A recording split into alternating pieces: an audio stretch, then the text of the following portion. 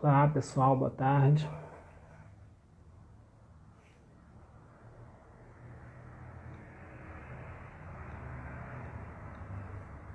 Simone, Adriana, tudo bem?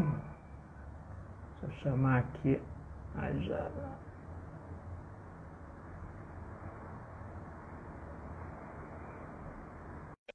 Oi, Adriana.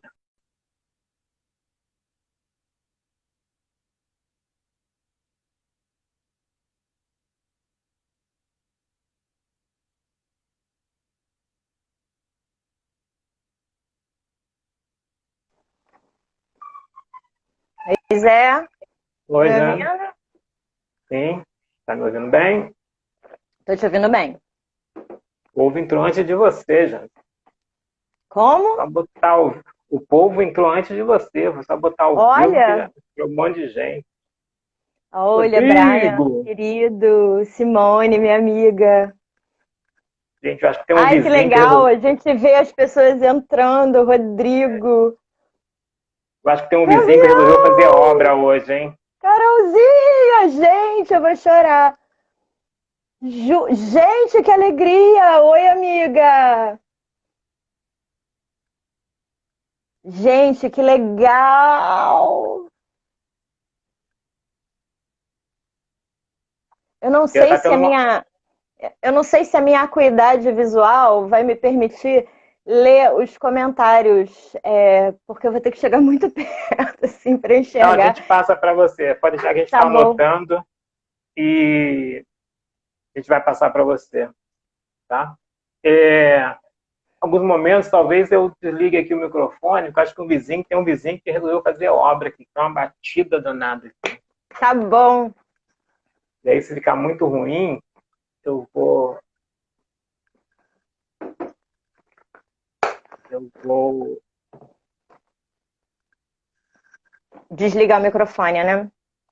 porque senão vai ficar um barulhado danado. Então, né, gente, esses momentos iniciais que já tem gente, mas a gente tem que dar aquela enrolada básica, né? Antes de começar, queria agradecer as pessoas que já estão aí, já entraram, agradecer pela energia positiva que um monte de gente me mandou. E eu espero que esse encontro virtual seja bastante produtivo.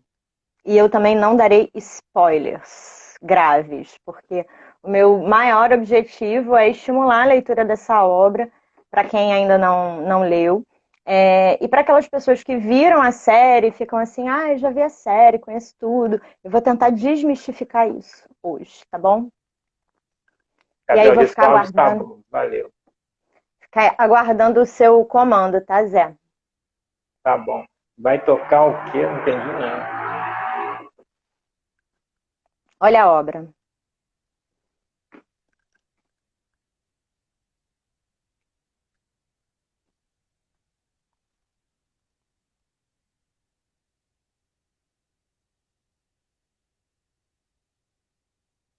Eu vou fazer um teste aqui no microfone para Tá baixar bom, aqui, para ver se vai baixar. Você me fala aí.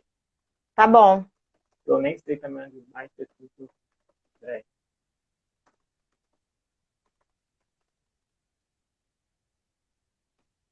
Tá me ouvindo? Tô te ouvindo. Normal, né? Normal. Tá. E agora? Que não sei onde baixei. Agora baixou um pouquinho, Zé. Não, mas agora eu não mexi em nada, não. Tomara que a minha rede continue estável.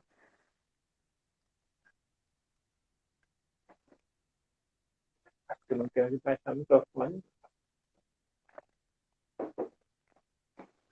Você consegue me ouvir bem? Ouço bem. O problema é quando começarem a bater aqui. Eu não queria que o som saísse para vocês.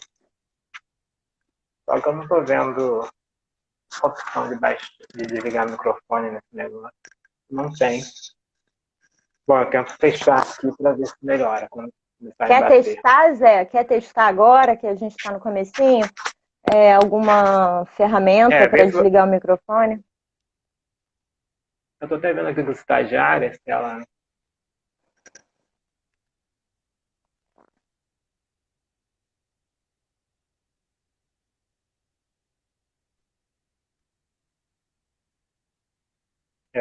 Não, acho que não tem essa opção. Configurações. De repente pega uma almofada e enrola assim no microfone. Bom, vamos nessa, né? Porque não a gente vai ficar aqui tentando desligar o som. Eu tento fechar aqui para ver se melhora um pouco.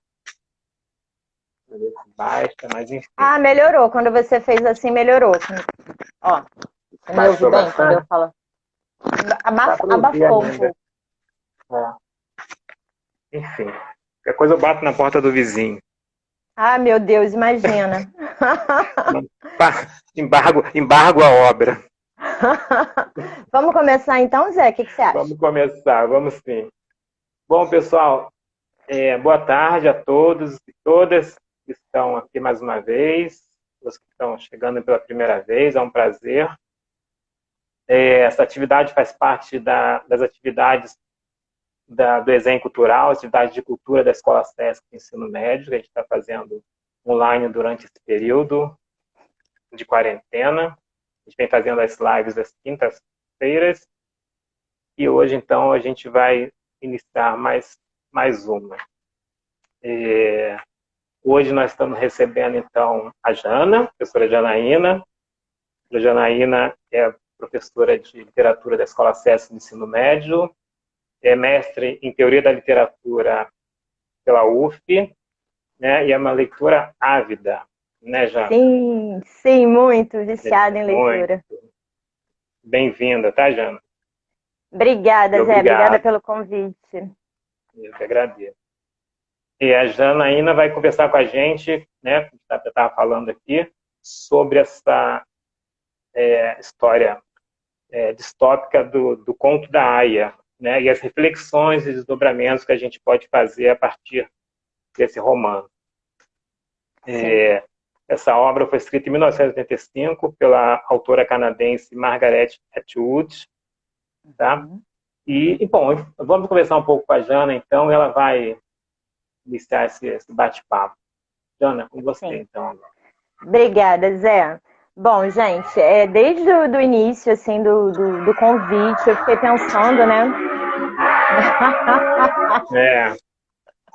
Eu fiquei pensando como falar de um romance, como abordar um romance sem cair na tentação de ficar contando a história e ficar dando spoiler para as pessoas, né?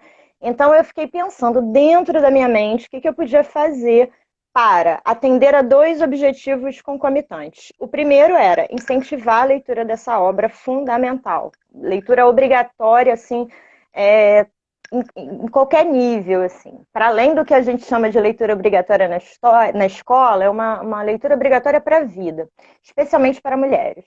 Então, primeiro objetivo é incentivar essa leitura. Segundo objetivo para quem leu a obra, para quem conhece a série, as 3 temporadas, poder pensar, aprofundar o pensamento em algumas coisas, fazer algumas relações. Então, antes de começar a falar sobre o romance em si, eu vou falar sobre aspectos que circulam, né, que circundam essa história. Então, a primeira coisa que eu quero falar é sobre utopia. Porque quando a gente diz que um romance é distópico, ou quando a gente está vivendo uma distopia, por mais que a gente entenda, né, o conceito de distopia, é uma palavra que está aparecendo muito nas mídias, nas artes. Quem já viu pelo menos um episódio de Black Mirror sabe mais ou menos o que é distopia. Mas eu quero começar falando da utopia. Essa palavra que etimologicamente significa não lugar. Então, quando a gente fala da utopia como um lugar perfeito, maravilhoso, aquilo que a gente espera, né? Eu peguei aqui 2 definições do dicionário e vou ler para vocês. Lugar ou estado ideal de completa felicidade e harmonia entre os indivíduos. Uma espécie de paraíso, né, gente? Só que no paraíso a gente está morto, né? E a utopia, em tese, é aquilo que a gente espera para a vida mesmo. Segunda definição. Qualquer descrição imaginativa de uma sociedade ideal, fundamentada em leis justas e em instituições político-econômicas verdadeiramente comprometidas com o bem-estar da coletividade. Então, isso é o que está no dicionário sobre utopia. Quando a gente vai ver a etimologia, a gente fala, não lugar, por que não lugar? porque não existe ainda este lugar no planeta Terra. Essa palavra surge de um romance, isso é muito bom. Ela vem de uma história criada pelo Thomas Moros, que é um escritor inglês, provavelmente o sobrenome dele não se pronuncia assim. E utopia, então, é o nome que ele batiza um determinado lugar imaginário, que é essa espécie de lugar que se assemelha a um paraíso. Dito isso, a gente vai para o conceito de distopia. Muitas vezes a gente é levado a crer que a distopia é o contrário da utopia. Então se a utopia é o paraíso, então a distopia é um lugar horrível. É e não é. A distopia é realmente um universo, um espaço, um lugar imaginário em que se vive em condições extremamente tenebrosas, em condições de opressão, de desespero, de privação. É também chamado de anti-utopia. E eu vou ler para vocês o que está escrito no dicionário quando a gente digita distopia. Qualquer representação ou descrição de uma organização social futura, caracterizada por condições de vida insuportáveis, com o objetivo de criticar tendências da sociedade atual, alertando para os seus perigos. Então, quando a gente entende a distopia como o contrário de utopia, não deixa de estar errado, mas tem um certo equívoco. Por quê? Porque a utopia é um não lugar, não existe. É um lugar dentro da mente que a gente projeta para o futuro como um lugar ideal. E a distopia já acontece. Não exatamente como no livro A, B ou C, mas a gente tem no planeta Terra países e condições políticas e sociais que beiram a distopia e que são, sim, de fato, características distópicas. Né? Eu poderia citar vários países e várias condições absurdas para que vocês pudessem falar, gente, é verdade. Por exemplo, Coreia do Norte. O que está acontecendo na Coreia do Norte agora? O que se tem lá? Como é que é esse governo? Como é que é a vida das pessoas? A gente não tem acesso. No Irã, que é um estado teocrático, extremamente totalitário, as mulheres lá vivem uma certa condição distópica. Na Arábia Saudita, a mesma coisa. Lembrar que em alguns países é proibido, por exemplo, por lei, ser homossexual. Então, isso que a gente às vezes lê na ficção como uma distopia, muitas vezes acontece na nossa vida real, né, no planeta Terra. Então, é importante pensar nessas duas coisas para a gente, toda vez que for ver uma série ou um filme ligado à distopia ou ler um livro que se passa no universo distópico, a gente entender que aquela obra ela tem um objetivo de criticar, sim, a realidade do aqui e agora, porque na realidade do aqui e agora a gente já tem elementos distópicos. Vou dizer para vocês aqui uma curiosidade interessante. Se a gente digita distopia no Wikipédia, a gente tem lá, né, várias acepções e a gente tem exemplos nas artes, né, de distopia. São 107 ocorrências de livros, filmes, séries, peças teatrais, quadrinhos. Então, é muito possível que a gente já tenha lido, né? Mesmo quem acha que nunca viu, leu, provavelmente já entrou em contato com alguma distopia. E aí eu queria, inclusive, pedir para o Zé falar um pouco da experiência dele como leitor com uma obra distópica, importante e brasileira. Eu queria... Estamos indo bem? Tô. Sim, né? Tá. Queria falar um pouquinho para vocês da Namíbia Não, do Audrey Anunciação. Anunciação. Sempre confundo Anunciação com Assunção. Audrey Anunciação. Essa obra é um texto para teatro, né? Ele foi escrito com uma peça de teatro, mas foi lançado também um livro. Ele foi escrito ali por 2010, 2011, e foi lançado o livro em 2012, né? Uhum. E essa obra é uma obra também de um lugar distópico, de uma situação de distopia. Eu também vou falar só um pouquinho, também não falar muito da peça não, que é porque eu acho que vale a pena a leitura do livro também, né, e assistir a Sim. peça. Mas, para quem não conhece, assim, de maneira geral, ela se passa 5 anos após, né, no caso em 2016, e naquele momento o governo lança uma medida provisória que, como forma de reparação, né, ao povo negro, eles resolvem que vai enviar todas as pessoas negras de volta para a África, né? Então eles resolvem isso e começam a pegar as pessoas na rua e enviar de volta para a África, né? Todas as pessoas que estão na rua, negras que estão na rua, são enviadas para a África. Eles chamam essas pessoas negras nesse futuro, né, não muito distante, de melanina acentuada. Não são afrodescendentes, não são negras, são pessoas de melanina acentuada, assim, que eles são tratados, né? E elas são enviadas, você não pode dizer não, enfim. Aí tem umas características dessa obra, eu vou falar só de algumas.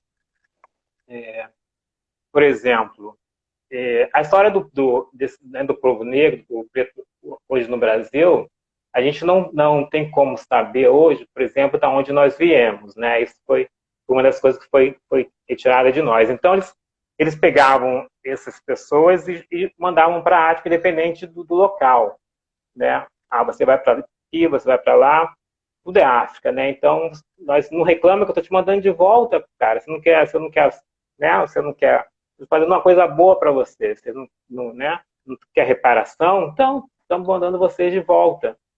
Só que assim, aí vem até o título da obra, né? Que esse personagem, ele é mandado para Namíbia.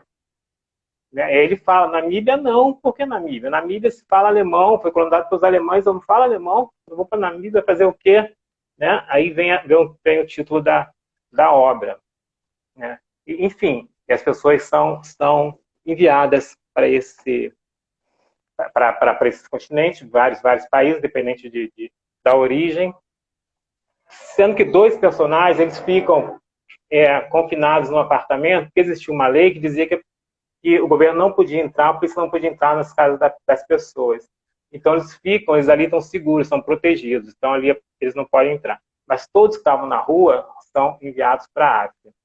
E aí nesse apartamento, toda a trama acontece nesse apartamento, vão trazendo várias questões, né?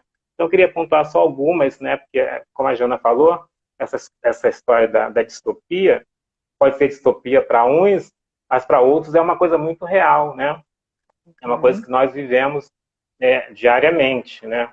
Então se discute muito a questão do preconceito, né, nessa peça, do preconceito racial, da questão do racismo, da consciência negra, coisas que a gente tem dificuldade em discutir hoje, que são negadas, né? Muitas dessas coisas são negadas. Então como é que a gente vai discutir isso a partir dessa negação?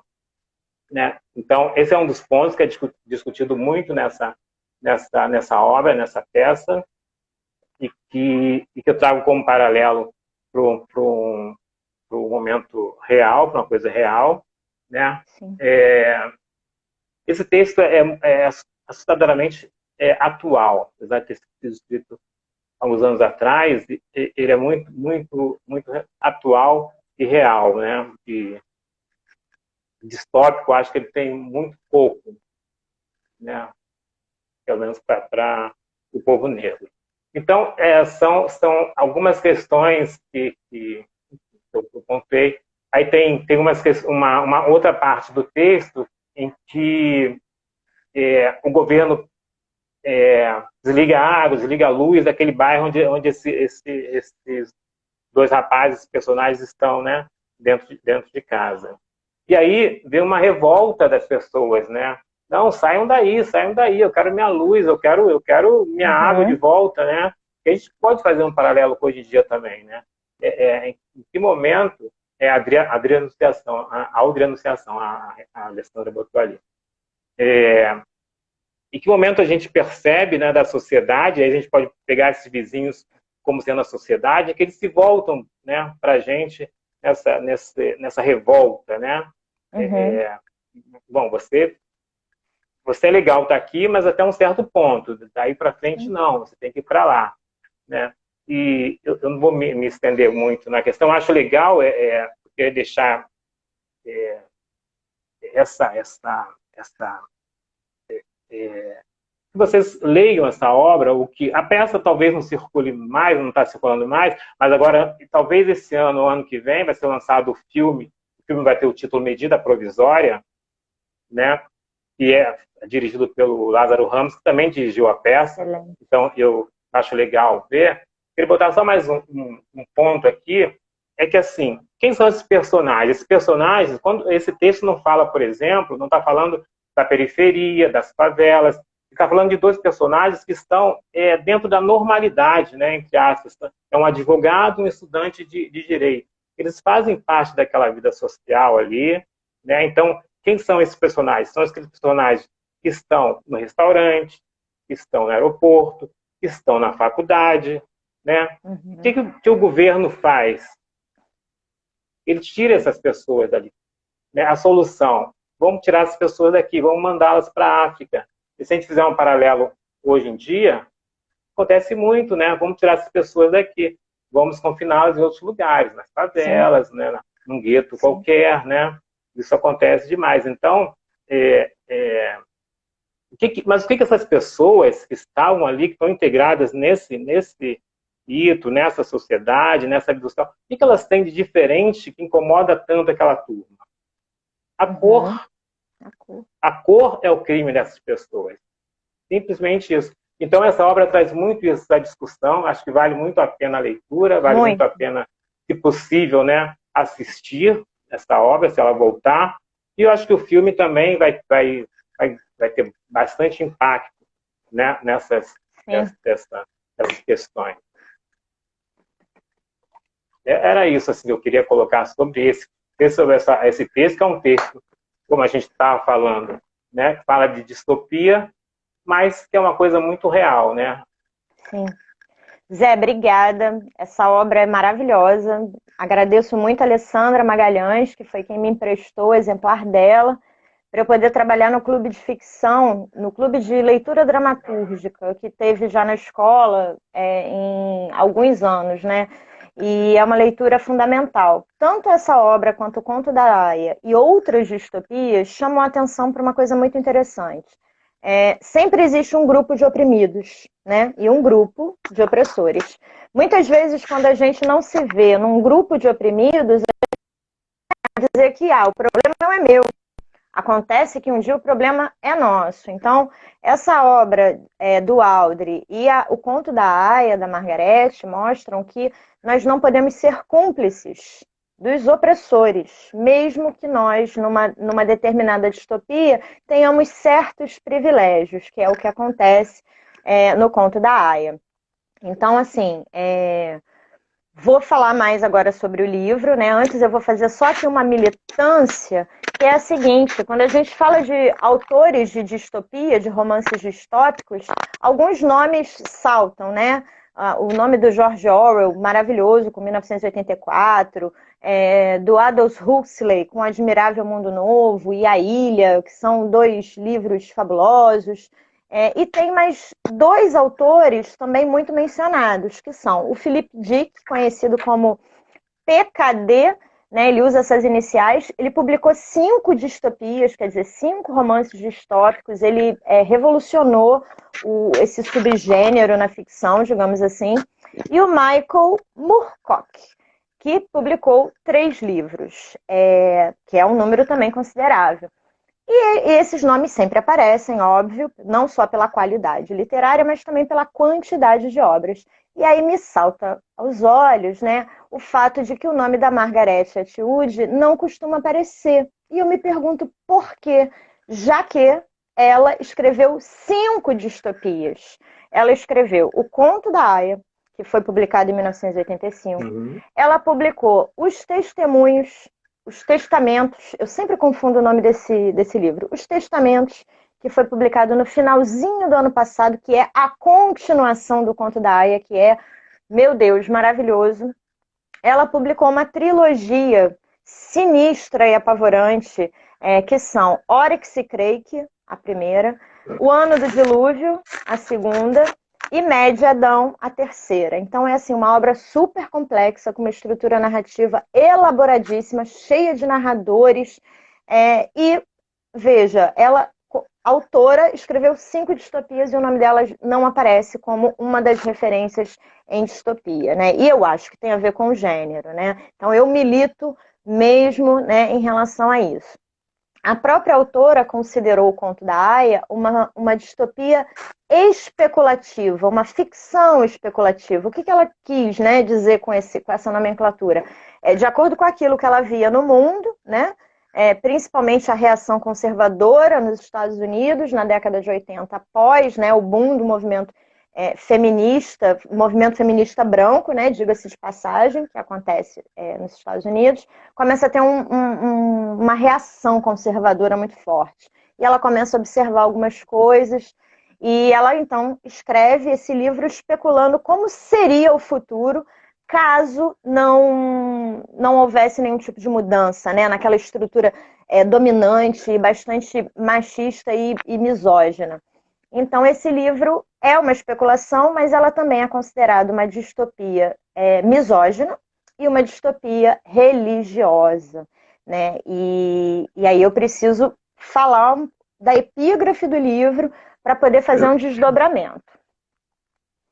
Gente, se alguém tiver pergunta, faça, porque em algum momento a gente vai abrir, né? Já tem perguntas, tem um monte de coisa chegando. Tem um monte de comentários. É porque eu não consigo ler nada, eu não sei qual é o lance que tem no meu Instagram, eu não leio nada. Deixa eu falar aqui, então, dessa parte que já foi falada.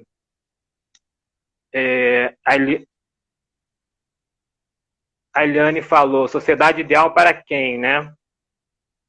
Deve estar falando da utopia, no caso, né? Ah, depende de quem pensa na utopia, né? Quando a gente pensa na sociedade ideal para quem, dentro do conceito de utopia, tem que ser ideal para todas. Tem que ser ideal para todas as cores, para todas as etnias, para todos os gêneros, inclusive as pessoas que não se enquadram num gênero. Tem que ser ideal para todos, né? Por isso que a ideia é muito próxima à ideia de um paraíso. Na Terra. E é por isso que muitos teóricos dizem que a utopia ela é impossível de ser consolidada, porque alguns interesses sempre vão se sobrepor aos interesses de outras pessoas, né? Aquela história que aparece já na Revolução dos Bichos. Todos os animais são iguais, mas alguns são mais iguais do que os outros. Então, dado a nossa configuração de planeta, né, do mundo mesmo, eu acho praticamente impossível termos uma utopia no sentido da palavra de ideal para todas as pessoas, porque os interesses de capital, de dinheiro, de poder sempre vão oprimir alguém. Então, por isso que ela, na etimologia do nome, ela diz não lugar, não existe ainda esse lugar, é possível que não exista. Mas é interessante pensar como a utopia nos move, né? No sentido da esperança, de nos levar para frente e acreditar em, pelo menos, contribuir para um mundo melhor, ideal e tal.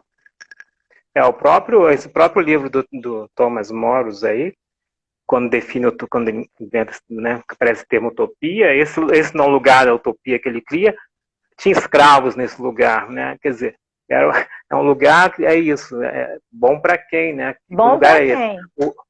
O Eduardo Galeano, ele falou uma vez que essa utopia, ele tá sempre a 10 passos na frente. Quando você dá os 10 passos e chega lá, falta alguma coisa, aí você tem mais 10 passos, e mais 10 passos, e mais 10 passos. Quer dizer, ele diz o que é utopia? Utopia é caminhar. Caminhar. Diz isso, utopia é caminhar, né? É você caminhar. Né? Sim. E aí, peraí que eu acho que eu me perdi. Lembrei, peguei. Você ia falar do livro aí Ia falar da epígrafe do livro, né? Isso. Porque já que ela é considerada... Ela é uma distopia misógina porque as mulheres são uma espécie de subclasse nesse livro. Então, elas estão numa posição muito inferior. E ela é uma distopia religiosa porque aquele Estado, né? Há um golpe de Estado. E aquele golpe de Estado é um golpe de Estado religioso. E a epígrafe do livro é um trecho da Gênese. Vou contextualizar o trecho da Gênese, né? Porque Jacob queria casar, vou resumir, tá, gente? O trecho da Bíblia. Jacob queria casar e tal, e ele se ofereceu para trabalhar 7 anos de graça para uma pessoa, para um homem, que eu esqueci o nome, em troca de um casamento com uma das filhas. Muito bem. Aí ele trabalhou 7 anos e aí esse homem com quem ele fez acordo, muito malandro, falou, vou dar logo a minha filha mais velha, que já está, né, mais velha, então ela tem que casar logo. Muito bem. Essa mulher se chamava Lia. E aí, só que Jacob estava interessadíssimo na Raquel. E aí ele, então, trabalha mais 7 anos de graça para que ele tenha também a Raquel como esposa, né? Porque naquele contexto ali podia ter 2 esposas. Muito bem. Aí o que acontece? Acontece que Lia, né, é mais velha, mas é super fértil, tem vários filhos, e Raquel não tem filhos. Não consegue ter filhos com Jacob. E aí ela fica arrasada, óbvio, né? Como é que a irmã dela, mais velha, consegue ter um monte de filho e ela não? Então, ela vai e diz uma determinada coisa para o marido dela, que é o seguinte. Vendo, pois, Raquel, que não dava filhos a Jacob, teve Raquel inveja da sua irmã, que era Lia. E disse a Jacob, dá-me filhos, ou senão eu morro. Então, se acendeu a ira de Jacob contra Raquel e disse, estou eu no lugar de Deus que te impediu o fruto de teu ventre? E ela lhe disse, eis aqui a minha serva, Bilha. Entra nela para que tenha filhos sobre os meus joelhos e eu assim receba filhos por ela. Então, notem que da Gênesis, esse trecho, notem que essa parte, que é usada como epígrafe no romance, ela vai fundamentar algo no enredo que é uma espécie de estupro consentido. É uma espécie não, né, gente? É um estupro consentido. Porque a partir do momento que as mulheres, de repente, não conseguem mais ter filhos, né? Isso tem a ver com o enredo. Por conta de ingestão de alimentos tóxicos, excesso de agrotóxico e uma série de questões ligadas ao meio ambiente, ao capitalismo exacerbado, há uma reação. Só que é uma reação conservadora e fundamentalista. E aí, qual é a ideia genial, né, que se tem para acabar com esse problema e para a humanidade não morrer? Vamos pegar as mulheres que são férteis, né, que ainda conseguem engravidar, e vamos escravizá-las. Elas vão ficar passando de casa em casa, né, na casa das elites, na casa das pessoas que têm altas patentes, que são da elite mesmo, dos casais. E ela então vai ficar ali naquela casa uma temporada até ela conseguir engravidar. Então há uma cerimônia macabra, esquisitíssima, né?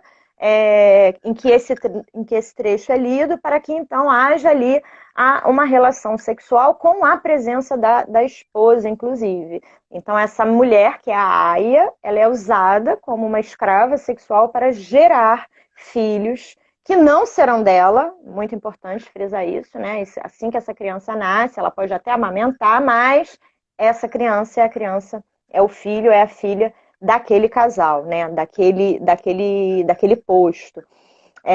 Então, é esse fundamentalismo religioso ligado a leis que vai mostrar que Gileade, então, é um Estado teocrático fundamentalista. O que significa um Estado teocrático? É aquele em que as leis governamentais andam junto com uma religião oficial. Isso é diferente de um Estado ateu, que não só não adota religião alguma, como também proíbe, né? Hoje eu não tenho conhecimento de nenhum Estado ateu. Havia a antiga União Soviética, a China até 1900, eu anotei aqui, até 1990, se eu não me engano. Não, até 1991, a Albânia era um Estado ateu, a China até 1978, e a antiga União Soviética foi um Estado ateu de 1922 a 1991.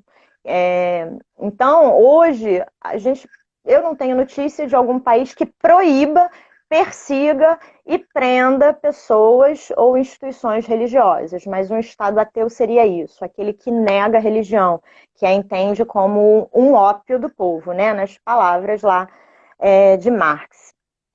Já um Estado laico, que é o caso do Brasil, dos Estados Unidos, do Japão, do Canadá, é aquele Estado que ele não tem uma religião oficial. Muito importante dizer isso, ele não tem uma religião oficial, mas ele ele promove o bem-estar entre as religiões. Então, na nossa Constituição está lá que o Brasil é um Estado laico, porque outrora não era, né? Mas a partir da Constituição, então, de 1890, inclusive, ele passa a ser um estado laico. E aí nós temos o Estado teocrático e o Estado confessional. A diferença é muito tênue, porque tanto no Estado teocrático quanto no confessional, a lei anda de braço dado com a religião, seja ela qual for. O que vai definir o limite entre o Estado teocrático e o Estado confessional? O teocrático ele é mais violento. Ele persegue pessoas de outras religiões, ele proíbe, a pessoa vai presa, a pessoa pode ser morta. Então, a gente tem alguns exemplos hoje no mundo, né? Nós temos Israel, que é um Estado sionista, né? Nós temos vários países islâmicos que são estados teocráticos, como Afeganistão, Irã, Arábia Saudita. Nós temos o Vaticano, que é um Estado católico. Enfim, percebam que esses países que eu citei, eles não usam a religião da mesma maneira. Então, por isso que quando a gente chama um Estado de teocrático e fundamentalista ainda, é para mostrar que aquele Estado usa uma determinada religião de forma a punir, de forma que essa religião se torne lei. Quem não cumpre essa lei, essa religião, ela é punida, que é justamente o que acontece em Gileade. Zé, tem alguma pergunta em relação a isso? Tem vários comentários aqui. Eita! É que eles vão mandando, né? Deixa eu ler alguns aqui. Você toma essa sua água aí.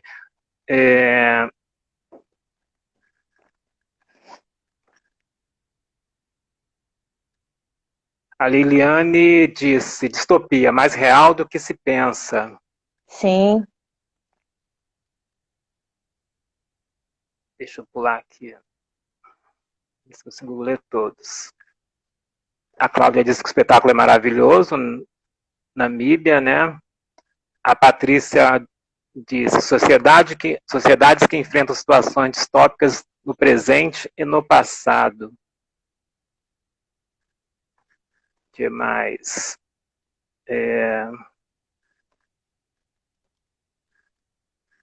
Passando.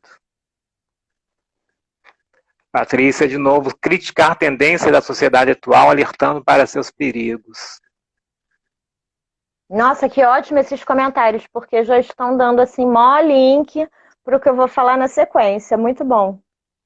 O Weiner disse que está lembrando muito do conto de Jaya de 1984 também.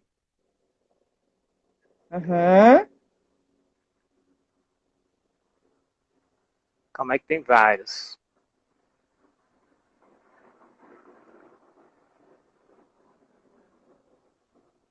O Rodrigo fala da remoção de favelas, né? A Eliane diz que lembrou o Parasita, o filme, né? Ai, que filme maravilhoso. O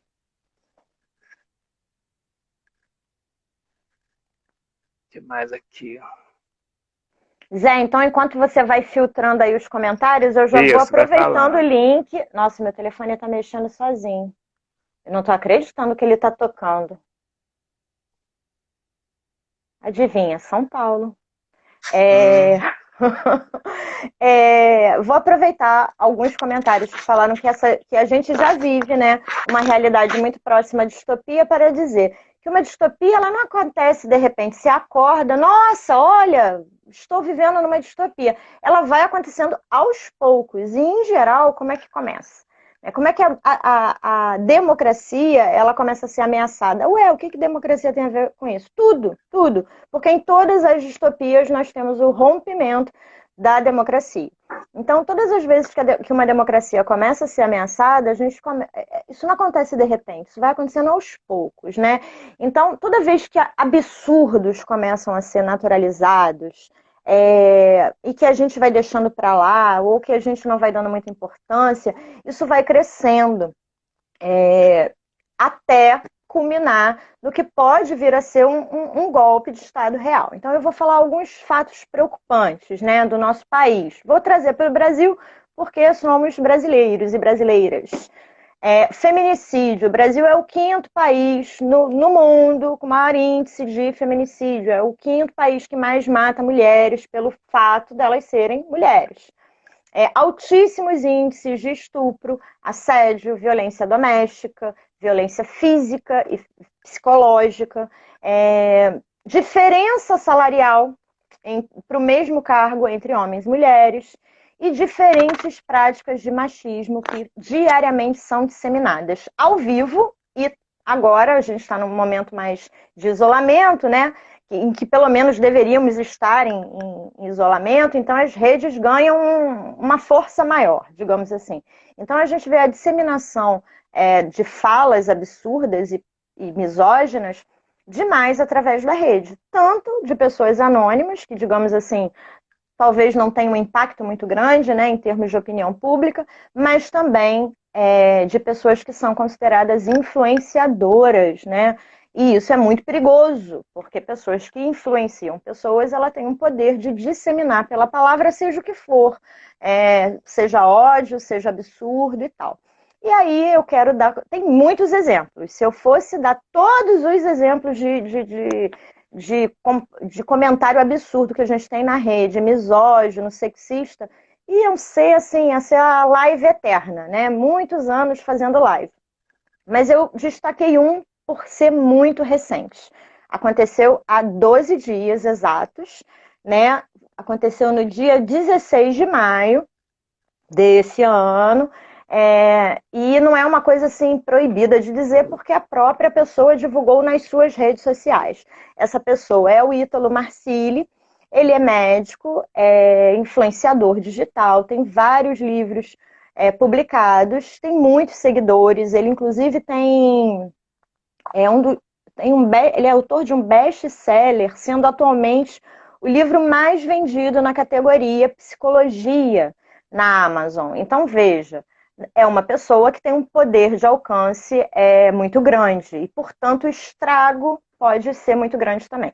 Então, essa pessoa, né, que é o Ítalo, ele deu uma entrevista no dia 16 de maio e ele fez o seguinte comentário, eu vou ler para vocês. Na única democracia do mundo que funcionou, que foi a democracia grega, não estava previsto o voto feminino, ok? O fato observável é que quando o voto passa a ser pleno, ou seja, as mulheres e todo mundo podem votar, a gente vê que tem uma crise na regência do Estado. Porque é óbvio, é muito fácil você convencer uma mulher de votar. É só você seduzi-la. Então, vê, eu diminuí um pouco, a fala é um pouquinho maior do que isso, mas depois eu fiquei com medo de falarem assim, mas você editou, você tirou do contexto. E, na verdade, eu só tirei um períodozinho. Então, eu vou mostrar o áudio, que eu também editei um pedaço do vídeo para pegar a parte que eu queria, para vocês poderem ouvir e perceberem que é real.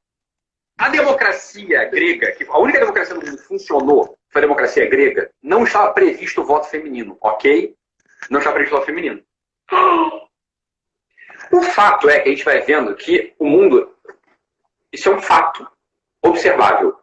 Quando o voto ele passa a ser um voto pleno, ou seja, mulheres, todo mundo pode votar, né? Não só as pessoas, os responsáveis, comprometidos, todo mundo pode votar, a gente vê que tem uma crise na regência do Estado. Porque é óbvio, é muito fácil convencer a mulher de votar. É só você seduzi-la. Então, assim, é real, né? Esse vídeo tá nas redes sociais, publicado pelo autor mesmo, é que se orgulha de dizer isso. Então, tem tantos equívocos, né, nessa fala. O equívoco de achar que existe um grupo que tem a capacidade de votar em detrimento de outro grupo que não tem, né? Porque são as mulheres e outras pessoas, né? Que ele coloca ali no bolo. O equívoco de achar também que a única democracia do mundo que funcionou é a democracia grega. A gente tem, obviamente, a referência da Grécia como berço da democracia e tal, mas é importante problematizar que é uma referência branca, eurocêntrica, masculina. Então, assim, o mundo não é só constituído pela Europa. Existe uma diversidade imensa de culturas, políticas, modos de conceber as relações sociais, políticas, econômicas, democráticas, que se estendem para além do que a gente entende como a democracia grega. Então, é um olhar que realmente pautado ali no eurocentrismo. E esse último equívoco de ver que a mulher é muito fácil convencer porque é só seduzi-la, como se a mulher realmente fosse um objeto e sem inteligência, sem capacidade de pensar por si próprio. Então, quando a gente ouve um negócio desse agora, acontecendo dia 16 de maio, e a gente diz, é opinião, deixa pra lá, a gente vai naturalizando absurdo, né? E a gente precisa ter cuidado com esse tipo de naturalização, né? Eu falei essas coisas, né, para poder também motivar a leitura, né, para falar, então deixa eu ler esse livro que de repente ele é importante. E quero também aproveitar para desmistificar duas coisas. Uma, quando tem um livro e tem um filme, ou quando tem um livro e tem a série. Muita gente diz, o livro é melhor do que a série, o livro é melhor do que o filme é melhor. Eu não consigo, eu sou professora de literatura com muito orgulho, mas eu não consigo fazer essa comparação, porque eu acho injusta. Livro é livro, série é série, filme é filme. Então, eu entendo quando há as adaptações, né? E eu vejo, normalmente, quando eu gosto do livro e tal. E eu não costumo comparar, porque a experiência de assistir a uma série ou a um filme é completamente diferente da experiência de ler um livro. E no caso do Conto da Aia, eu vou confessar uma coisa publicamente. Eu conheci primeiro a série. Eu conheci o livro de nome, naturalmente, mas sempre ficava empurrando para depois. Eu sempre dizia assim, não, esse livro é muito pesado, agora eu não estou bem, agora eu estou muito à flor da pele, estou muito frágil, depois. Só que eu sempre estou à flor da pele, então eu sempre deixava ele para depois. Até o dia em que a série foi lançada, e a minha amiga Adelide, querida, falou, Janaína, você tem que ver essa série, ela é super pesada, mas ela é muito boa. E aí eu vi a série em 2 ou 3 dias, maratonei e vi a primeira temporada toda. Aí quando acabou a primeira temporada, eu falei, meu Deus, eu preciso ler esse livro agora, mas é agora. E na hora, comprei o livro no Kindle, comecei a ler. Li em 2 ou 3 dias também. E aí entrei num sofrimento, né? Porque o livro acaba de um jeito que a gente fica esperando mais coisa, né? Não vou falar o final do livro. Mas a gente fica esperando mais coisa. Tem uma sensação de que aquela história não está completa. Tem um desfecho, ok. Aliás, um desfecho interessantíssimo, inteligentíssimo. Mas a história não acaba exatamente. E aí fiquei nessa angústia, né, desde 2017, e aí no final do ano passado a angústia acabou quando a autora, a intimidade, a Margarete Atwood publicou então a continuação, com os testamentos, que é uma obra fabulosa, que eu, inclusive, como leitora, gostei mais do segundo, da continuação, porque são 3 narrações diferentes, que é um livro incrível. Então, assim, se você viu a série, se você acompanha a série, está doido para começar a ver a 4ª temporada, não deixe de ler o livro por isso, porque são experiências diferentes. E se você não viu a série, está querendo começar a leitura, algumas dicas importantes, né? Porque o livro, ele não tem um tempo linearzinho, cronológico, tudo vai acontecendo direitinho. Ele é uma narrativa psicológica, a gente acompanha a história pelo olhar dessa narradora, que é a personagem. Então, ao mesmo tempo que ela está contando ali o cotidiano dela, de repente essa contação ela é interrompida porque ela lembra de alguma coisa do passado, quando Gilead era Estados Unidos, e a gente tem acesso a essa lembrança. Ou então, ela está contando uma determinada coisa, e aí aquela cena que ela está vivendo faz ela mergulhar em si mesma e refletir. E nós, leitores, também temos acesso a essa reflexão. Então, é uma narrativa que vai deixando muitas lacunas. A gente vai sendo apresentada a nomenclaturas como olho, tias, martas, aias, salvamento, centro vermelho, e a gente não sabe exatamente o que é aquilo. A gente vai descobrindo aos poucos e vai construindo como um quebra-cabeça a narrativa na íntegra. Então, é possível que alguns leitores desistam da leitura porque ficam aflitos, ansiosos. Tá, mas o que é isso? O que isso significa? Anjo? O que é anjo? Não mulher? O que é uma não mulher? O que são as colônias? Que lugar é esse? Fiquem calmos, bebam uma água e sigam completando essa narrativa que vai se construindo realmente aos poucos, né? Alguns trechos são extremamente descritivos, e isso é importante porque a gente precisa ter consciência de como é esse lugar, e é importante saber como é a casa, como é que é o hospital, como é que é o centro vermelho, como é que são os lugares, através da vestimenta. Existem códigos de vestimenta padrão estipulado para as mulheres. Tudo isso é muito importante para a gente imaginar na mente como é essa sociedade, como é Gilead, como é esse lugar tenebroso. Então, por isso que há passagens bastante descritivas. Jana, deixa eu ler mais alguns comentários aqui que a gente já está chegando no Deixa. final. Ai, meu Deus, já? Menos de 8 minutos. Tá Eu sou bom. muito rápido, né? A Liliane botou aqui, perdi, Jana. Onde a Etude não é mencionada? Eu acho que, não sei se foi da lista que você falou Não, do- ela não é mencionada de modo geral. Quando você faz uma pesquisa sobre romances distópicos, o nome dela, quando aparece, aparece como outros. No Wikipédia está no item outros. Ou então ela é relegada a um papel assim subalterno, é o último item da lista. Só que isso me causa muita curiosidade, porque ela escreveu 5 romances distópicos, né? É muita coisa. A Catarina colocou reflexões que nos sustentam. Patrícia botou utopia é caminhar. Patrícia, essa frase não é minha, tá? É do Eduardo Galeano. Eu só roubei, usei aqui porque eu concordo mesmo. Mas só para esclarecer que essa frase é do Eduardo Galeano. A Eliane botou, que no limite a utopia e a distopia são a mesma face da moeda. A Vivian está amando essa live. Volta, Janaína.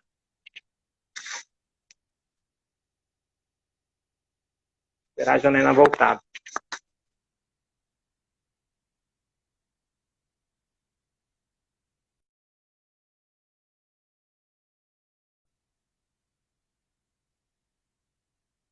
Vou chamar a Jana de novo aqui, que ela caiu.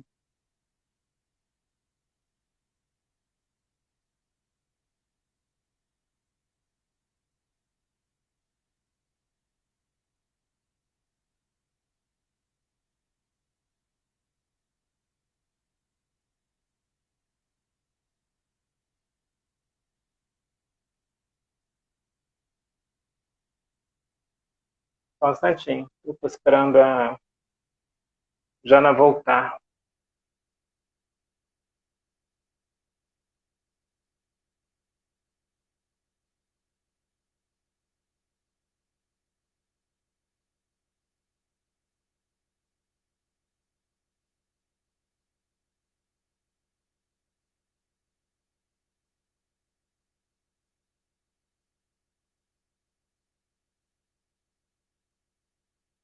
Vou tentar falar com ela aqui no WhatsApp.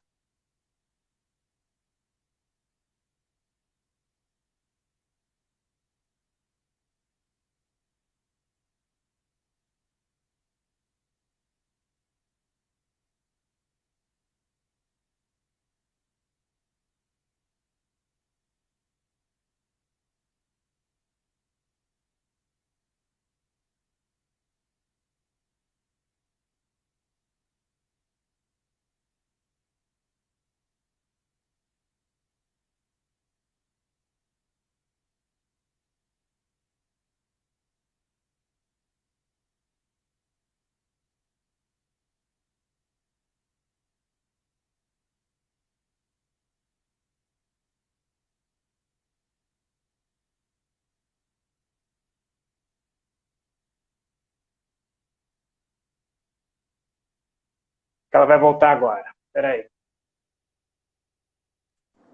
Zé? Opa, voltou. Voltou. Opa, então deixa eu acabar aqui com os comentários pra gente.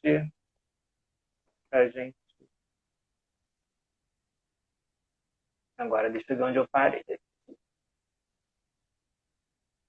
Bom.